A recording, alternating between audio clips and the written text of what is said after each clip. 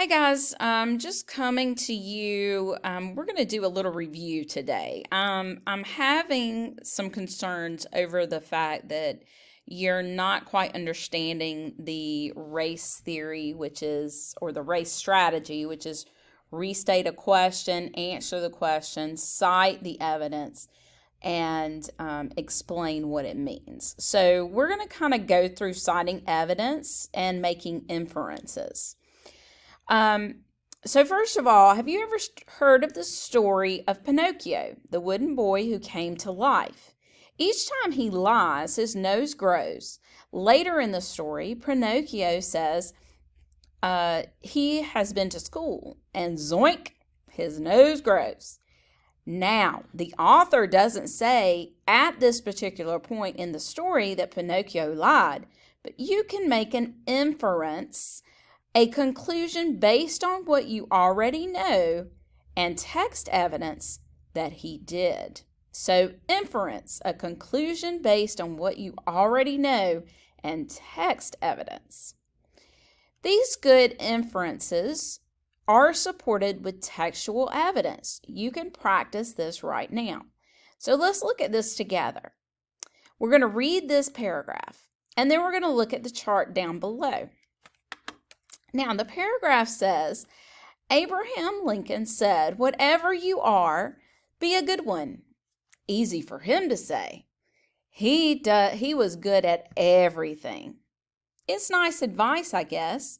Still, you could say that you're going to be good at playing the piano. You can even say that you'll, perform beautifully.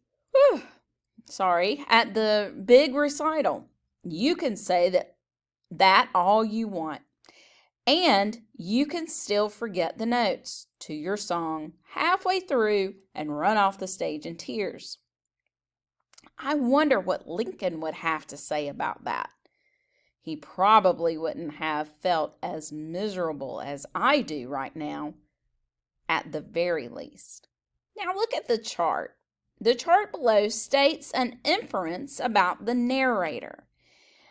Complete the chart by writing more than one phrase from the paragraph that directly supports the inference. So right here, we're looking at what we already know. So let's take a look at what we already know.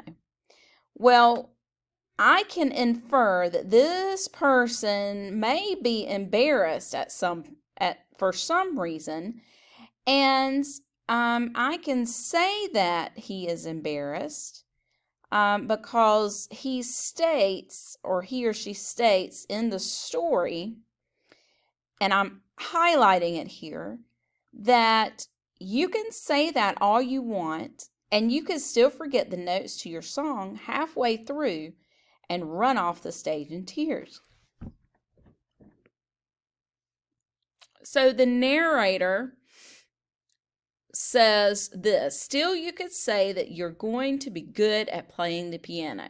Okay, sometimes we feel embarrassed. The narrator also says you could say that all you want. You can still forget the notes to your song halfway through and run off the stage in tears. The inference I can make here is the narrator has just had a bad experience performing in a piano recital. That's what I can infer from this little paragraph. That's my educated guess, right? When reading, always support your inference with textual evidence. An unsupported inference won't make your nose grow an inch, but you won't be on your way to a better understanding of the story either. So make sure that when you are pulling information, you're citing the text, that it directly relates to what you have said. So say, for instance, we're talking about our character. We could say the narrator is feeling embarrassed because they performed in a big piano recital. Well, how how is the character embarrassed? How is the narrator embarrassed? The narrator is embarrassed because what? The text states, you can say that all you want, but still forget the notes halfway through and run off the stage in tears. This means, or the quote means, or this states, the narrator has just had a bad experience performing in a piano recital. So notice that I have restated the question, I have answered the question, okay? So I have made an inference. People sometimes feel bad when embarrassed, right? So we know that. The narrator says, you can say that all you want and still forget the notes to your song halfway through and run off the stage in tears. I can infer that the narrator has just had a bad experience performing at a piano recital. All right, so now let's read this. This is a Greek myth, and we're going to read the first 2 paragraphs of this myth, okay? It's Athena, I can't say her name, Arachne, and the weaving contest. I'll have to look it up. Athena, the goddess of wisdom, was an exceptional weaver. She shared her knowledge with humans as long as they consistently showed her their deepest gratitude. Athena's most talented student was a young girl named Arachne. Each day, Athena and Arachne sold their creations at the country market, and everyone said Arachne's cloth was incredible. Athena overheard Arachne tell the customers she taught herself to weave. Athena cringed as she listened to Arachne's lies. Then, on one fateful day, Arachne kept bragging to the customers that she was the greatest weaver in the world and that her creations were more beautiful than all the others in the market. So let's explore how to answer this question. How does Athena feel about Arachne's bragging? Make an inference about how Athena feels. Support your inference with 2 details from the text. Now, let's apply that RACE strategy, right? We're going to apply that strategy. We are going to restate the question. We are going to answer the question. We're going to cite the evidence, and we're going to explain our answer. So the question is, how does Athena feel about Arachne's bragging? Well, Athena feels what? What does Athena feel?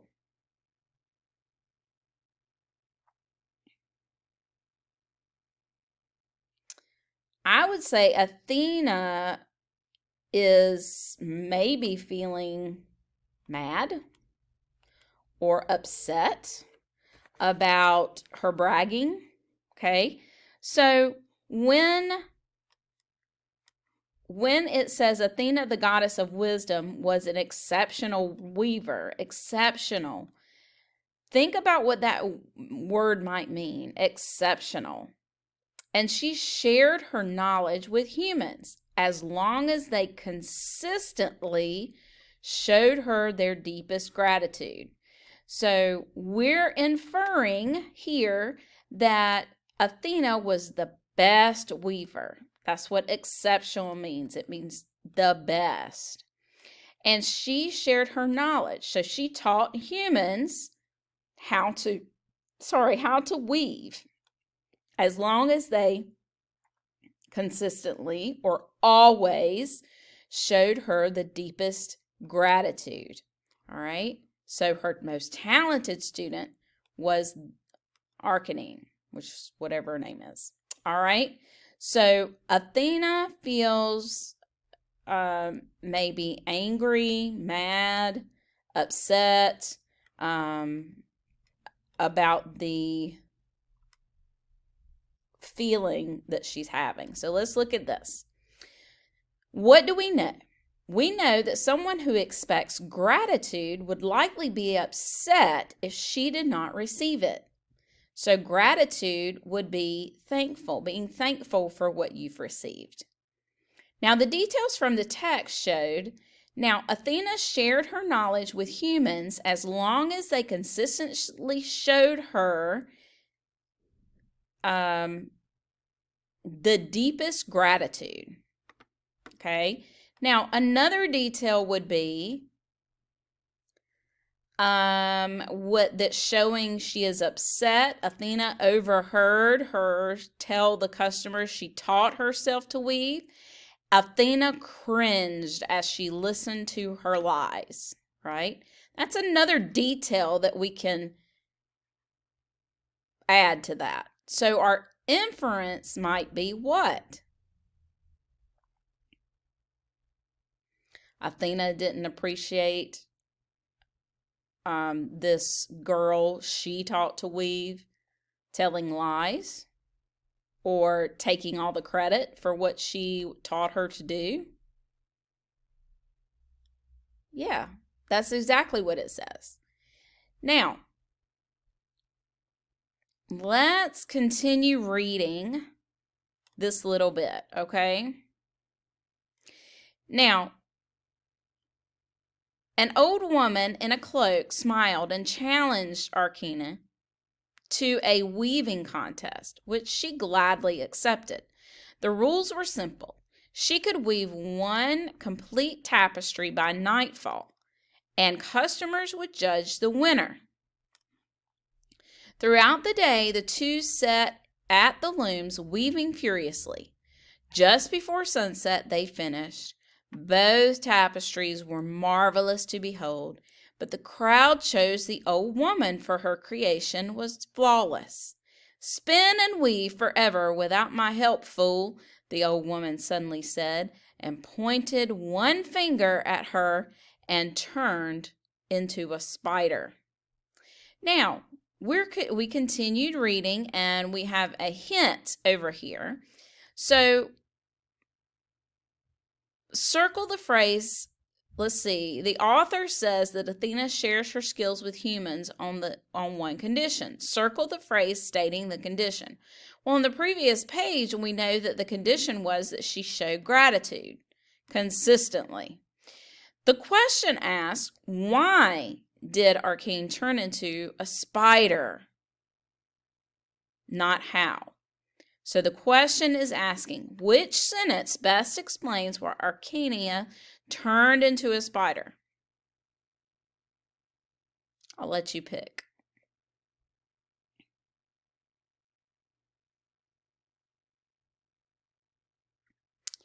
It's B. She did not show her thanks to Athena. Now I want you to try and think about explaining how the details in the story helped you make a decent conclusion about why this girl was turned into a spider. Now, you have some guided practice. I want you to read through the guided practice, and I want you to try it on your own. Answer those questions, okay? I just want you to do that first guided practice, not the second. So the wisdom of the willow tree. So I want you to try that part first, and then you will try one on our own. All right? Hope you guys have a good day.